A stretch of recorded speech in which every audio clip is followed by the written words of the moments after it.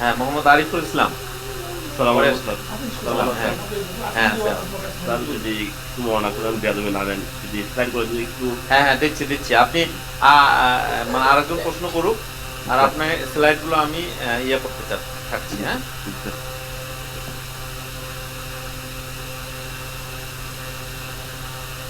যারা পরে আসছেন স্লাইড গুলো দেখেন। খাবারের প্রতিনিধিতে আমরা যে খাবার আসলে কিভাবে খাওয়াবো, কি পরিমাণ খাওয়াবো সেগুলো নিয়ে আমরা আলোচনা করেছি। এখানে বেসিক যে আমাদের বেসমেন্টটা সেটা। হ্যাঁ, কে হাত তুলছেন সরাসরি প্রশ্ন করেন। আমি দেখতে পাচ্ছি না এইজন্য। আচ্ছা ভাইয়া, হ্যাঁ, গত ক্লাসে ওই আমাদের 100 কেজির একটা দানাদার খাবারের চার্ট দিছিলেন। হ্যাঁ, ওখানে যে চিটা গুড় যেটা ছিল, আমরা যখন খাবারটা বানাবো ওই একসঙ্গে কি 100 কেজি মিক্স করে রাখবো হ্যাঁ, হ্যাঁ, চিটা হ্যাঁ, গুড়টাও? একসঙ্গে, হ্যাঁ, একসঙ্গে। কিন্তু সেক্ষেত্রে মাইক্রোবিয়াল গ্রোথের সম্ভাবনা থাকবে না চিটা না, গুড় না, থাকলে? খাবার তো আপনি ১ মাসের ২ মাসের জন্য বানাবেন না। খাবার বানাবেন সর্বোচ্চ ৭ দিনের জন্য। পারলে সপ্তাহে ২ বার করে খাবার বানাবেন। আচ্ছা, সেক্ষেত্রে হচ্ছে 50 কেজি 50 কেজি করে যদি করি, মানে আমাদের ছোট প্রজেক্ট থাকে, হ্যাঁ, হ্যাঁ, সেক্ষেত্রে ছোট আমি অল্প করে করলাম। হ্যাঁ, হ্যাঁ, নো প্রবলেম। কিন্তু কখনোই খাবার ৭ দিনের বেশি সময় আপনি রাখতে পারবেন না।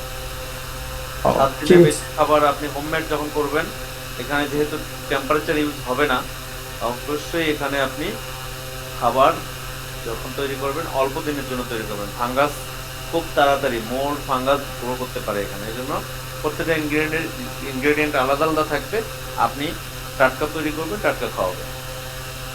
ও, আচ্ছা, জি ভাই, থ্যাংক ইউ।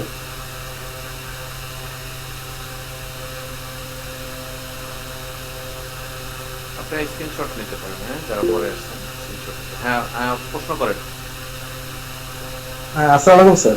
স্যার ওয়ালাইকুম রনি আসসালাম। বলতেছিলাম। হ্যাঁ, বলেন। স্যার এই আমরা অনেক সময় দেখি যে এই যেমন এনার্জি, প্রোটিন বা ড্রাই ম্যাটার হুম, এইসব ক্যালকুলেশনের উপরে খাবার দিতে হ্যাঁ, বলে আর কি। তো সেই ক্ষেত্রে যদি এই তিনটাই মানে ক্যালকুলেশন অনুযায়ী যতটুকু খাবার দিতে হয়, তো সেই ক্ষেত্রে তো খাবার আমি পার্সোনালি দেখি মিলানো যায় না। তো সেই ক্ষেত্রে যদি এদের মানে প্রোটিন বেশি থাকে বা এনার্জি বেশি থাকে ওই খাবারটা, বা ড্রাই ম্যাটার বেশি থাকে, সেই ক্ষেত্রে কি গরুর কোনো সমস্যা হবে কিনা? না, সেটা তো অবশ্যই। আসলে ব্যাপার হচ্ছে যে আমাদের এখন মানদণ্ড হয়ে গেছে শুধুমাত্র সিপি এবং এমই, ক্রুড প্রোটিন এবং মেটাবলিক এনার্জি। হ্যাঁ। এই দুটাই হচ্ছে মানদণ্ড ইন্টারন্যাশনালি। এটাই এখন চলছে। হ্যাঁ, এটা চলা আমার থেকে আরো অনেক বড় অভিজ্ঞ লোকজন আছে যারা এটা মানে অভিজ্ঞ বললে সারা পৃথিবীতে ওরা তো অনেক বড় বড় সায়েন্টিস্ট, তারা এগুলো তৈরি করছে। বাট আমার কাছে এখানে ইয়া আছে, কিন্তু আছে। আমি এটাকে পুরোপুরি সাপোর্ট করি না এই কারণেই যে আমরা শুধুমাত্র যখন প্রোটিন এবং এনার্জি ক্যালকুলেশন করতেছি তখন কিন্তু আমরা খাবারের অন্যান্য সাইডগুলো সব বাদ দিচ্ছি। এখানে আমরা লেগুমিনাস ফডার ছিল আগে, আগে পেরিনিয়াল ফডার ছিল, আগে ট্রি ফডার ছিল। অনেক জিনিস আমরা পড়ে এসেছি আগে। আমরা 2008-এ যখন কোর্স কমপ্লিট করি সেই সময় আমরা দেখেছি যে ফডার প্রোডাকশনের কত ধরনের খাবারের আইটেম, বাট সেগুলো গেল কই? এই 24 বছরের মানে 16 বছরের মধ্যেই সব শেষ হয়ে গেল, কিচ্ছু নাই, সব এসে নেপিয়ার ধরে ফেললো একটাই ঘাস। এখন কোনো মতে গরিব না হলে এখন ঢুকছে হলো ভুট্টা।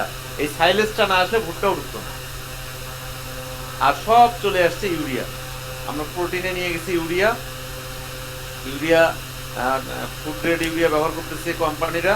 আর আমরা সরাসরি ইউরিয়া মোলাসিস স্টোরতে আমরা যেটা সার আছে সেই সারের ইউরিয়া ব্যবহার করতেছি এই প্রোটিন ব্যালেন্স করতে গিয়ে। আবার আমরা মেটাবলিক এনার্জি ব্যবহার করতে গিয়ে এখানে আমরা যথেষ্ট পরিমাণে এখন কার্বোহাইড্রেট সোর্স ব্যবহার করতেছি, যার মধ্যে ভুট্টা অন্যতম। যার মধ্যে গমটাকে আমরা পিছিয়ে ফেলেছি, অথচ সেখানে গমে প্রোটিন বেশি হওয়ার, ভুট্টার প্রোটিন বেশি হওয়ার কারণে, ভুট্টার অ্যাভেলেবিলিটি উৎপাদন বেশি হওয়ার কারণে ভুট্টাকে প্রায়োরিটি দিচ্ছি।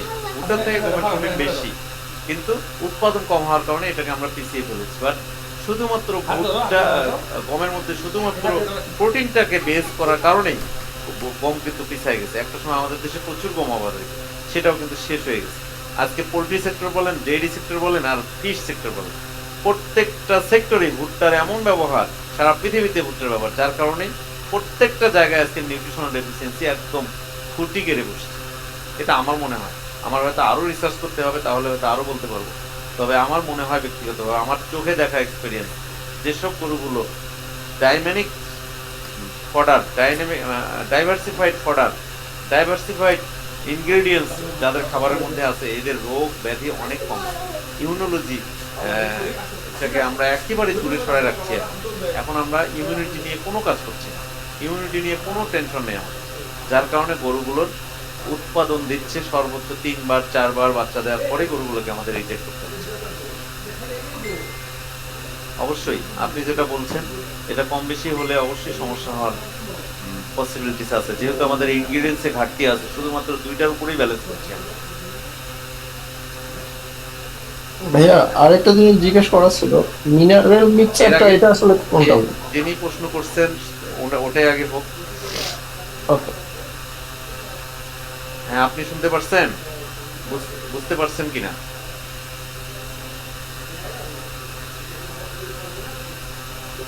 সিপি এবং এমই নিয়ে যিনি প্রশ্ন করলেন,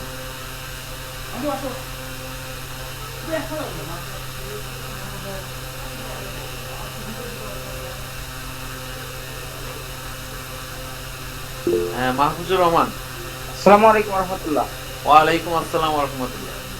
স্যার, আমার একটা প্রশ্ন ছিল যে আমি যদি ঘাস পর্যাপ্ত পরিমাণ, মানে যে পরিমাণ আপনি চাহিদা দিয়েছেন তার চেয়ে বেশি যদি আমি চাহিদা দিই এবং দানাদারটাকে যদি আমি কমে নিয়ে আসতে পারি, সেক্ষেত্রে দানাটা কতটুকু দিলে ভালো হয়, এটা একটু পরামর্শ আছে। মানে দানাদারের তো খরচ অনেক বেশি ঘাসের তুলনায়। আপনি যদি ঘাস পর্যাপ্ত পরিমাণে দিতে পারেন, দানাদার একেবারেই নিচে নামায় নিয়ে আসলেও ক্ষতি নাই। তবে এই জায়গাটায় আপনি শুধু খেয়াল রাখবেন যে আপনি যখন প্রচুর পরিমাণে ঘাস দিচ্ছেন, তখন আপনার গরুর মোশনটা, যে গোবরের যে স্ট্রাকচার, এটা লুজ হয়ে যাচ্ছে কিনা। যদি লুজ হয়ে যায় তাহলে আপনাকে ঘাসটাকে একটু কমায় নিয়ে আসতে হবে। এখন ঘাসে প্রচুর পরিমাণে পানি আছে, এই পানিটা আপনি ইনটেক করালেন, আবার সেই পানিটা আবার বের হয়ে গেল। এমনও ঘটনা আছে যে আপনি বেশি সাকুলেন্ট ফডার খাওয়ানোর কারণে আপনার লুজ মোশন বেশি হওয়ার কারণে শরীর থেকে যে পরিমাণ পানি ঢুকাচ্ছেন তার থেকে বেশি বের হয়ে যায়, এটা তার শরীরের জন্য ক্ষতিকর। সেই ক্ষেত্রে আপনি অবশ্যই এখানে খড় বা ঘে জাতীয় জিনিস মিশ্রণ করবেন, যেন পায়খানাটা টাইট থাকে, এইটা খেয়াল করবেন। এটা খেয়াল করে আপনি যদি পুরোপুরি ঘাসের মধ্যে চলে আসেন, আপনার কোনো সমস্যা নাই। দানাদার খাবার যদি টোটাল বন্ধ করে দেন, সর্বোচ্চ হলে 2 থেকে 3%, আমি দেখছি সর্বোচ্চ 4% পর্যন্ত হেরফের হয় প্রোডাকশনে, এর বেশি না। 20 লিটার দুধ দিত, সেটা আমি দেখছি যে 2%, 4 থেকে 6 লিটারের মতো দুধ কম আসে। কিন্তু আপনি এই 6 লিটার দুধ কম আসার কারণে 20 লিটার থেকে যদি 6 লিটার দুধ কম আসে, আপনার হবে কত? 14 লিটার দুধ দিবে। এখানে খরচ দেখবেন আপনার অনেক কমে আসবে। দানাদার খাদ্য ইনপুট করার কারণে আপনার যে খরচটা আসতো, যে লাভটা আসতো, যে বেনিফিটটা আসতো, আপনি দানাদার খাদ্য সরাই দিয়ে শুধুমাত্র ফডার নিয়ে এসে আপনি তার থেকে বেশি উৎপাদন পাবেন। তবে আমি এই জায়গাটাতে যদি আরো সচেতন হই যে ঘাস আমি দিব ঠিক আছে, যদি গোবরটাকে ব্যালেন্স করে, যে গোবর যদি শক্ত থাকে তার জন্য আমার যা করা দরকার সেটা যদি আমি করি, তাহলে আমি মনে করি যে 2%-এর বেশি হেল্পের হবে।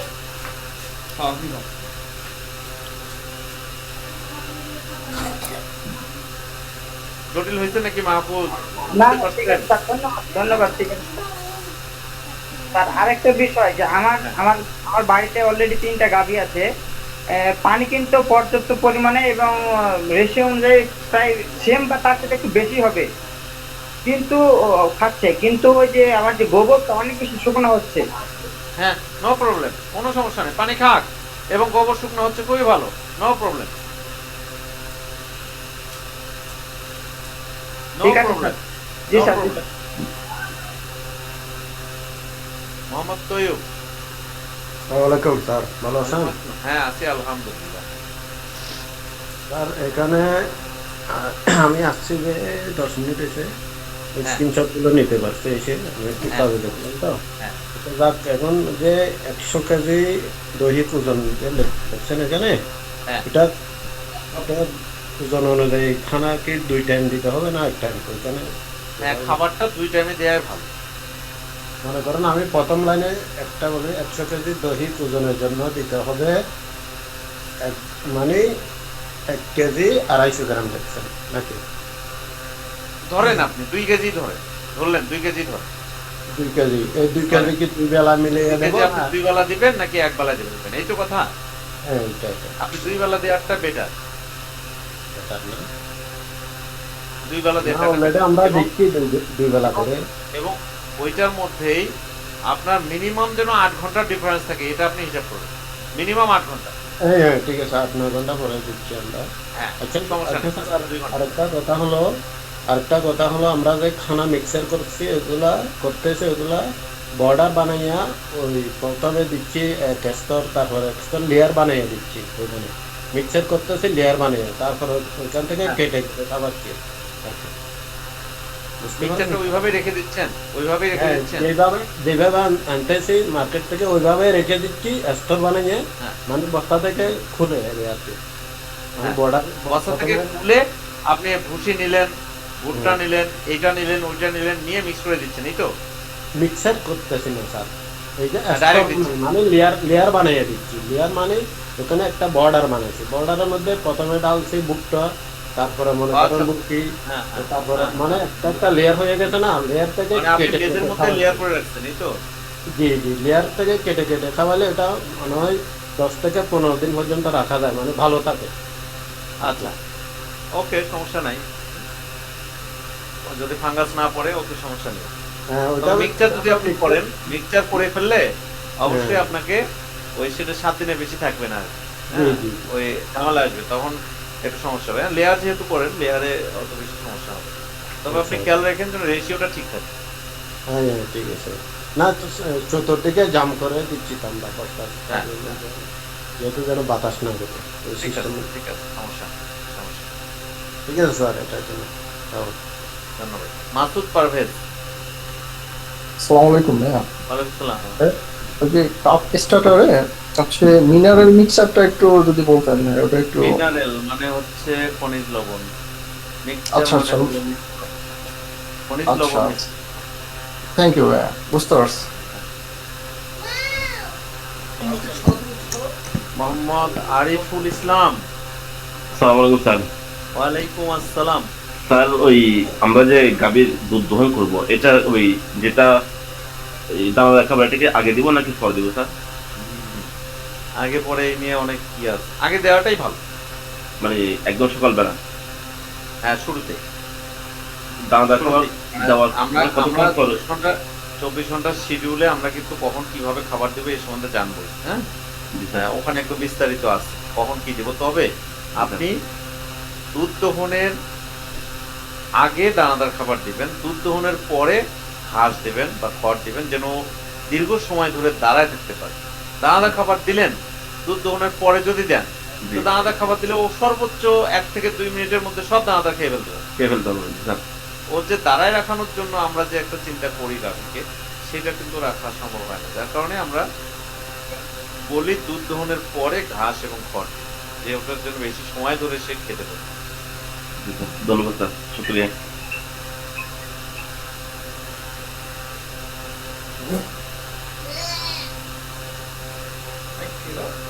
মাহফুজুর রহমান,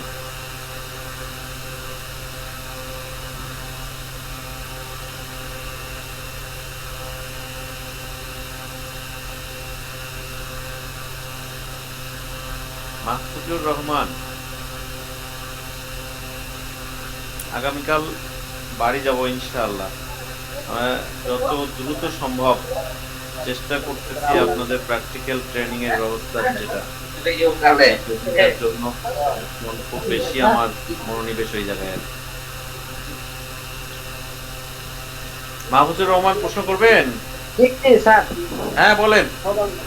আমার প্রশ্নটা হলো যে আমার গাভীতে মনে করেন যে 15 লিটার দুধ দিচ্ছে, হ্যাঁ, বাছুরে খাচ্ছে 5 লিটার। হ্যাঁ, তো এই হিসাবটা কি আমরা 15 লিটার ধরবো নাকি 10 লিটার ধরবো, কোনটা? লিটারই বাছুর খাক আর আপনি খান, কোনো সমস্যা নাই। হ্যাঁ, ওর যে জি, জি। উৎপাদন, ওর জি। উৎপাদনই আপনাকে ধরতে হবে।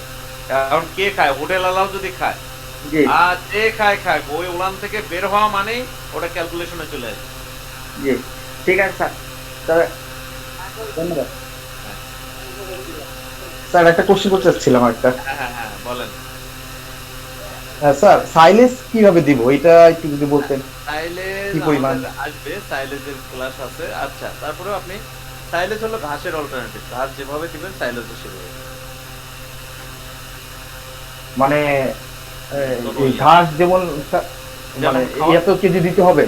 হ্যাঁ, ওই ওই রকম, এইরকমই। আপনার সামর্থ্য থাকলে আপনি ঘাসের অল্টারনেট পুরোটাই সাইলেজ দিতে পারবেন, সমস্যা নেই। আচ্ছা ঠিক আছে। মানে এটাতে আহামরি কিছু নাই, এটাকে আহামরি কিছু বানাইছি আমরা, বাঙালি তো, ব্যবসার জন্য আমরা সবই করতে পারি, আহামরি কিছু নাই। এখন আপনি ইয়ে করছেন, ধরেন ইলিশ মাছ কিনে নিয়ে আসছেন, ইলিশ মাছের কথা বাদ দিলাম, ইলিশ মাছ দিয়ে হবে না, উদাহরণটা নদীর মাছ দিয়ে হবে। নদীর মাছ নিয়ে আসছেন, ছোট ছোট মাছ নিয়ে এসে ফ্রিজে ঢুকাই দিচ্ছেন, ঢুকে 2 মাস পরে বের করে আপনি খাচ্ছেন, ওই মাছের কি ওই টেস্ট হবে? টেস্ট তো হবে না। না স্যার। এতে ওই রকম টেস্ট যেমন হবে না, অবশ্যই গুণগত মানও এরকম থাকবে। এমনি সাইলেজ কখনোই ঘাস হতে পারবে না, সাইলেজ সাইলেজ, ঘাসের কাছাকাছি জীবনও হতে পারবে না। স্যার অনেকে বলে যে ঘাসের থেকে সাইলেজ কম দিতে হয়, এই জন্য স্যার জিজ্ঞেস করলাম। কম কম দিতে হয়, প্রোটিনের পার্সেন্টেজের উপর ক্যালকুলেশন করে অনেকে বলে, হ্যাঁ এটা আমরাও বলি, আসবে সাইলেজের ক্ষেত্রে উপকারিতার দিক ওটাও। বাট আপনি যে খাওয়ানোর কথা যেটা, আপনি অ্যাড লিবিটামি খাওয়াবেন, সামর্থ্য থাকলে অ্যাড লিবিটামি খাওয়াবেন, কোনো ঘাটতি নাই, মানে কোনো কমতি না, যতটুকু দেওয়ার সব ততখানি আপনি দিতে পারবেন। এখন আমরা তো কম খরচ করার চিন্তা করছি। আমি সাইলেজ যেখানে ঘাসের কেজি পড়ে 3 টাকা, 3.5 থেকে 4 টাকা সর্বোচ্চ, সেখানে সাইলেজের কেজি পড়ে 14 টাকা, তাহলে 10 টাকা বেশি দিয়ে সাইলেজ কিনতেছি, তা আমার তো কমানোর চিন্তা থাকবেই সব, যেটা কিভাবে কম খাওয়ানো যায়, কারণ কিনছি তো 14 টাকা দিয়ে। কারণ খড় যখন আপনি কিনতেছেন, খড়ও তো আপনি 14 টাকা দিয়ে কিনতেছেন কেজি, কিন্তু খড়টা যখন খাওয়াচ্ছেন তখন কিন্তু হুঁশ থাকতেছে না, ইচ্ছা মতো দিচ্ছে, অথচ দেওয়ার কথা ছিল খড়টা রেস্ট্রিক্ট করে কম করে করে দিবেন, খড় বেশি যেন না খায়। সাইলেজটাকে দেওয়ার কথা ছিল অ্যাড লিবিটাম, কিন্তু ওই জায়গায় এসে আমরা ব্যবসা করার জন্য আমরা বলতেছি সাইলেজ কম দিতে হবে, যেটা আপনি ঘাস খাওয়াতে পারেন যে টাকা দিয়ে, ওর থেকে কম হলে কম করে আপনি দিবেন, নাহলে তো ব্যালেন্স হচ্ছে না, নাহলে তো আপনি সাইলেজ কিনতেছেন না। সাইলেজ কিনে তো আপনি চিন্তা করছেন এটা কম দিলে হয়, বেশি দিয়ে কিনছি, বেশি দিয়ে কিনছি, কিনছেন কি, যে সাইলেজ বিক্রি করতেছে ওর উৎপাদন কত করতেছে, ওর কস্টিং কত করতেছে, ও তো ঘাস উৎপাদন অত করতেছে না, ও যে সাইলেজ বিক্রি করতেছে, ওর সাইলেজে সর্বোচ্চ 5 টাকা, সর্বোচ্চ 5 টাকা খরচ হয়, তাহলে 6 টাকা খরচ হয়, এর বেশি তো না। 6 টাকা যদি খরচ হয়, ওরা বিক্রি করতেছে কত? 14 টাকা, 1 কেজিতে 8 টাকা লাভ, তো লাভ তো খারাপ না, সুদের থেকে ভালো লাভ।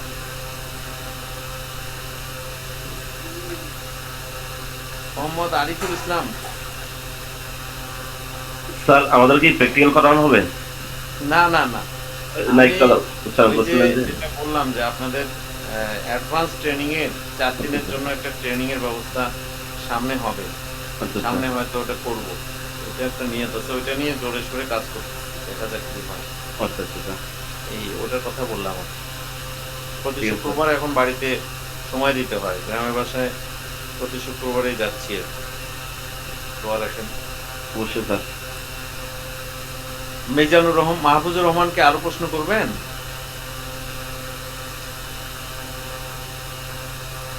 আসসালামু আলাইকুম স্যার। ওয়ালাইকুম আসসালাম, বলেন মাসুদ। স্যার ওই মিক্সচার ঘাসের কথাটা আপনি যে বললেন যে মিক্সচার ঘাস দিলে অন্য ইয়ার কম দিতে হবে, হ্যাঁ এখানে মিক্সচার বলতে কি বিভিন্ন ধরনের ঘাসের মিক্সচার? হ্যাঁ, লিগুমিনাস এবং নন লিগুমিনাস। লিগুমিনাস হচ্ছে যেসব ঘাসের শিকড়ে নোডিউল থাকে, নাইট্রোজেনাস নোডিউল, রাইজোবিয়াম ব্যাকটেরিয়া দ্বারা নোডিউল সৃষ্টি হয়, সেই সব ঘাস, যেমন ডাল জাতীয় যতগুলো ঘাস আছে, সিম জাতীয় যতগুলো ঘাস আছে, এগুলোকে বলা হয় লিগুমিনাস ঘাস। আর যেগুলো পেরিনিয়াল পাতা, লতা পাতা এবং যেগুলো বছরব্যাপী হয় এগুলোকে বলা হচ্ছে নন লিগুমিনাস ঘাস। লিগুমিনাস ঘাস হবে 1 ভাগ আর নন লিগুমিনাস ঘাস হবে 3 ভাগ, এই মোট 4 ভাগ। এই 4 ভাগ ঘাস যদি আমরা 4 কেজি ঘাস যদি খাওয়াই তাহলে 1 কেজি ঘাস হবে লিগুমিনাস আর 3 কেজি ঘাস হবে নন লিগুমিনাস। নন লিগুমিনাস যে ঘাসগুলো হবে সেই ঘাসগুলোর মধ্যে বিভিন্ন ধরনের মিক্সচার থাকবে, নেপিয়ার থাকতে পারে, ভুট্টা থাকতে পারে, পাতা থাকতে পারে, আম পাতা, বাঁশ পাতা, কাঁঠাল পাতা, কলা পাতা, যেটা আমার অ্যাভেলেবল যে সময় যেটা পাবো সেই অ্যাভেলেবল যেটা আছে সেটা এর সঙ্গে মিক্সচার করব। এর সাথে আমরা ট্রি ফডার যেমন সজিনা পাতা, ট্রি ফডারের মধ্যে আছে হচ্ছে এপিলিপিল পাতা, এগুলো আমরা যোগ করব। এই যে সামগ্রিক মিক্সচার যদি আমরা ঘাসের মধ্যে রাখতে পারি তাহলে ঘাসের পুষ্টির ঘাটতি হবে না।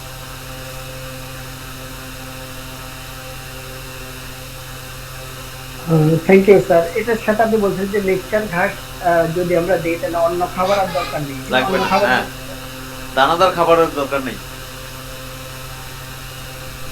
অন্য খাবার বলতে দানাদার। কারণ লিগুমিনাসের মধ্যে যথেষ্ট প্রোটিন পাবেন, এদের 26 থেকে 30% প্রোটিন পাবেন।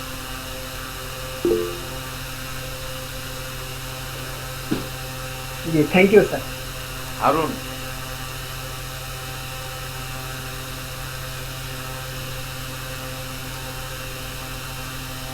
হারুন প্রশ্ন করেন।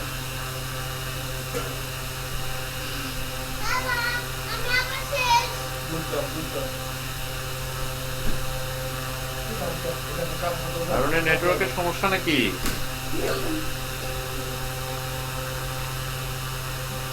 স্যার একটা কোশ্চেন ছিল।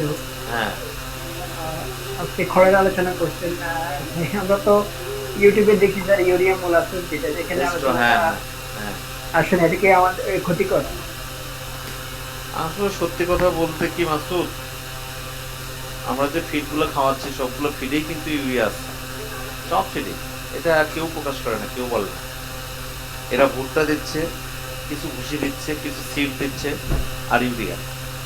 হ্যাঁ, পুরো দেশ চলছে ইউরিয়ার উপর, এই জন্য ইউরিয়ার দাম কমতেছে না, বাড়তি আছে। আর আমরা যে ইউরিয়াগুলো কোম্পানিরা যেগুলো খাওয়াই এগুলো বিদেশ থেকে কিনে এসে ফুড গ্রেড ইউরিয়া। তো ইউরিয়া মোলাসেস এস্ট্রো আর আপনি বাজার থেকে কিনে নিয়ে এসে খাওয়াচ্ছেন, একই তো ঘটনা।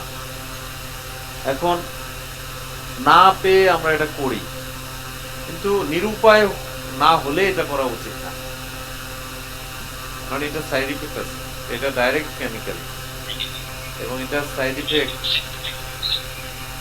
সুদূর প্রসারী সাইড ইফেক্ট। অভাবে পড়লে যেরকম করে মানুষ খায় সেই রকম করে এটাও খাওয়ানো হয়েছে এক সময় প্রচুর পরিমাণে। এখন মানুষের সামর্থ্য বেড়েছে, সামর্থ্য বাড়ছে, এখন ওইদিকে পিছনে যাওয়ার কোনো সুযোগ নেই। এখন আবল তাবল কথার আর সুযোগ নেই, এখন জেনুইন কথা বলার সময়। হারুন কি প্রশ্ন করতে চান বলেন, আপনার নেটওয়ার্ক সমস্যা। হ্যালো হ্যাঁ বলেন। স্যার শুনতে পাচ্ছেন? হ্যাঁ হ্যাঁ শুনতে পাচ্ছি, বলেন। স্যার মানে 1 কেজি দানাদার খাদ্যের জন্য কয় কেজি ঘাস দিতে পারবো? মানে 1 কেজি দানাদার খাদ্য যদি কমাই ফেল কয় কেজি ঘাস দেওয়া হবে? ঘাস 1 কেজি দানাদারের অল্টারনেটিভ 6 কেজি, 6 কেজি ঘাস। জি স্যার। আর আপনি দানাদার কেজি কুচি করে কমাবেন কেন? কমাইলে একবারে কমান।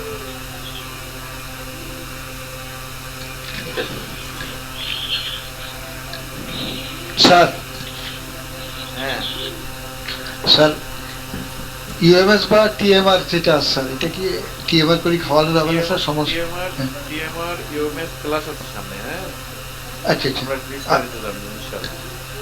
আচ্ছা ঠিক। আর একটা প্রশ্ন স্যার, ভুট্টার গুঁড়া এবং ভুট্টা ফলিশ কি একই জিনিস স্যার? ভুট্টার পলিশ, জি ভুট্টার পলিশ তো পলিশ মানে একদম মিহি করা, জি এটাই। জি মানে ভুট্টার আটা আর কি।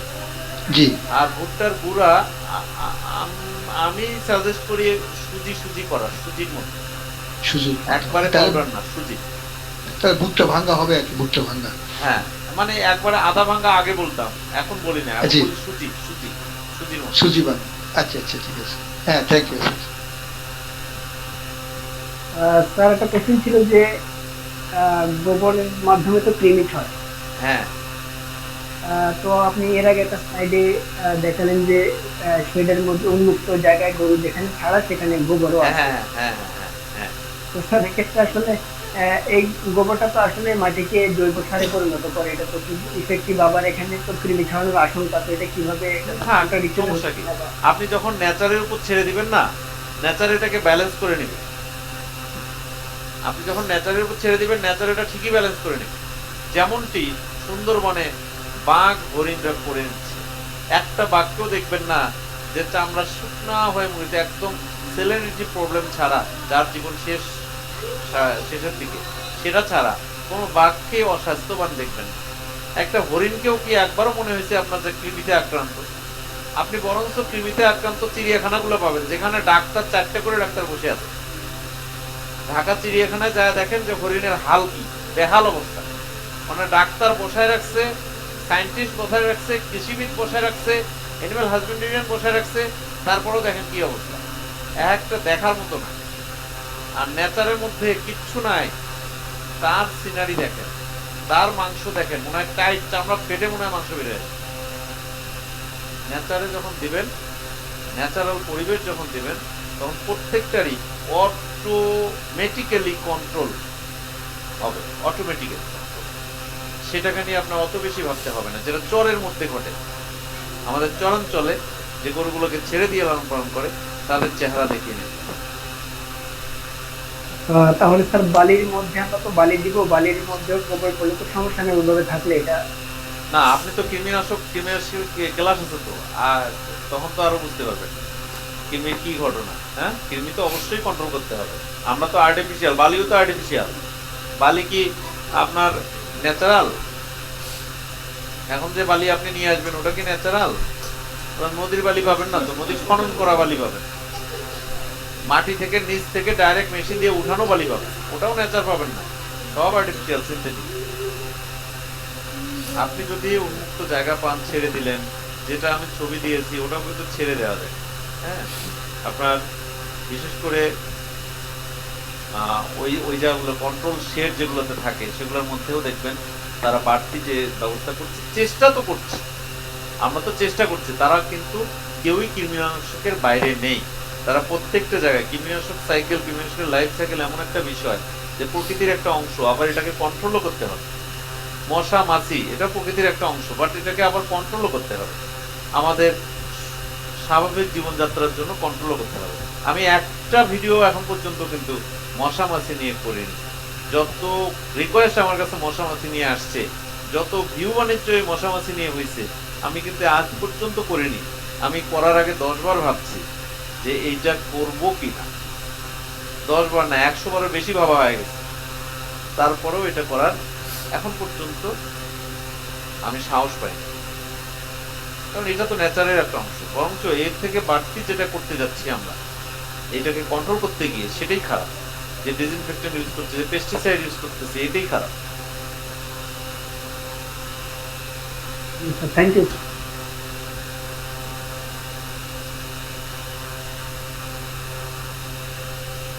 ধন্যবাদ। আমরা পরবর্তী সেশনে জানবো যে রোগ ব্যবস্থাপনা। রোগ ব্যবস্থাপনায় অবশ্যই আমি সেশনের শুরুতেই বলে দিয়েছি, রোগ ব্যবস্থাপনার ক্ষেত্রে চিকিৎসার বিশদ ব্যাখ্যা থাকবে না, তবে এখানে আপনারা কিভাবে ব্যবস্থাপনা করতে হয় সেটুকু জানতে পারবেন ইনশাআল্লাহ। আমরা সে একটা বিষয় জানা ছিল যে স্যার, ওই যে বাছুরের দুধ কতটুকু খাওয়ানো লাগবে, এটা কি সামনে আসবে? আসবে, হয়তো সামনে আছে। বাছুর ব্যবস্থাপনা আছে, তো গাভী ব্যবস্থাপনা, বাছুর ব্যবস্থাপনা আছে, সেখানে আছে।